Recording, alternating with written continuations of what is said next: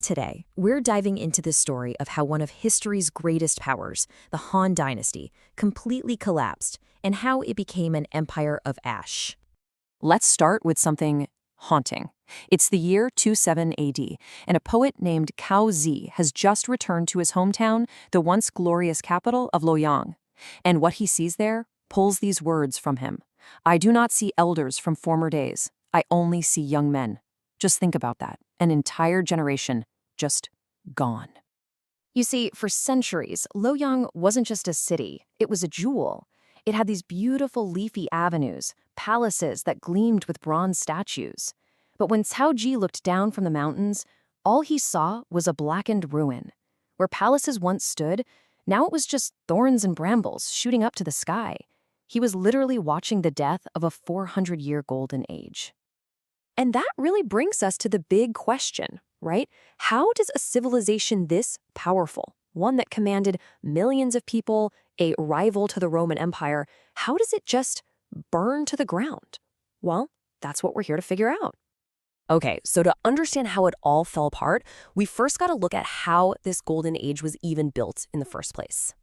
And you know what's wild? It all starts with geology. 50 million years ago, you have this kind of slow-motion car crash between tectonic plates that creates the Himalayas. From those mountains, you get these massive rivers, like the Yellow River, that dump this incredibly rich soil onto the plains. This geography, boxed in by mountains, deserts, and the sea, was the perfect recipe for a single, unified, crazy powerful state. By the 1st century AD, the Han Empire was an absolute superpower, connected to Rome through the Silk Road, and they truly believed their rule was a mandate from heaven itself. But here's the thing. While the empire looked invincible from the outside, the core was rotting. Beneath all that gold and silk, the imperial court had become what historians literally call a slaughterhouse. You had two main groups locked in this death grip for control over the emperor. On one side were the empress dowagers. These were the widows of dead emperors, and they were desperate to keep power within their own families. And on the other side, the eunuchs. These were castrated servants who, because they couldn't have their own families, were supposed to be loyal only to the emperor. They became this incredibly powerful shadow government, controlling every little bit of access to the throne. And their strategy for holding onto power was, well, it was as simple as it was destructive. Both sides figured out that the easiest ruler to control is a child. So they got really, really good at putting a young, easily manipulated kid on the throne, basically turning the son of heaven into a puppet. And just look at how destabilizing this got. In 106 AD, Emperor Shang gets the crown when he's just 100 days old. He was dead a few months later. Then you get Emperor Chang at 1 year old, followed by Emperor Zi at 7. I mean, can you even imagine an entire empire being run by factions fighting over a toddler? The actual government was just paralyzed by this endless, toxic political game. So, while the court was busy poisoning itself in the dark, they failed to notice the real monster watching from the frontier. The spark that was about to light the whole funeral pyre of the Han Dynasty was on its way. In the year 189 AD, a general named Dong Zhuo marches on the capital. This guy was a tyrant from the wild northwest frontier, just a brutal man who seized the city and took the latest boy emperor hostage.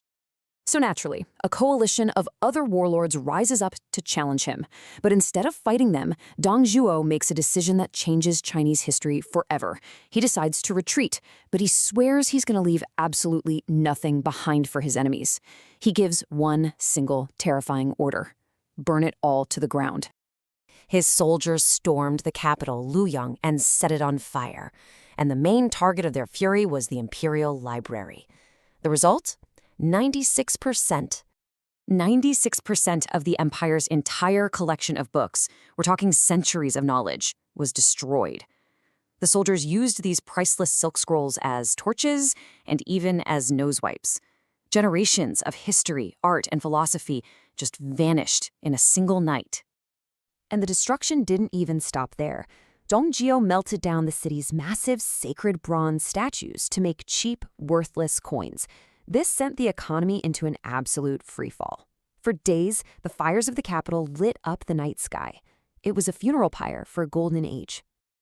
So what was left after the fire went out? Not much. Only echoes in the ash. Years later, the young Emperor Xian, the very last of the Han, actually managed to escape his captors and made his way back to his capital. But there was no throne, no palace, nothing. The historical records say the Son of Heaven wandered the ruined streets like a soot-blackened orphan, while his attendants were out there foraging for wild grains in the rubble just to keep him from starving.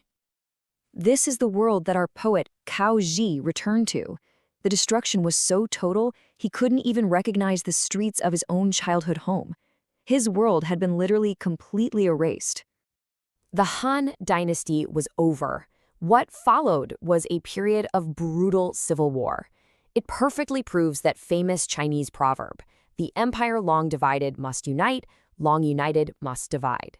It's this cycle of collapse and renewal that has really defined so much of Chinese history. The Han gave their name to the Chinese people, who still call themselves the Han people today. But the burning of their library leaves us with a pretty chilling thought. So much of our own civilization is stored digitally, right, on these fragile servers. If it were all just wiped clean in a night, what would survive of us? How much of who we are would be lost in the fire?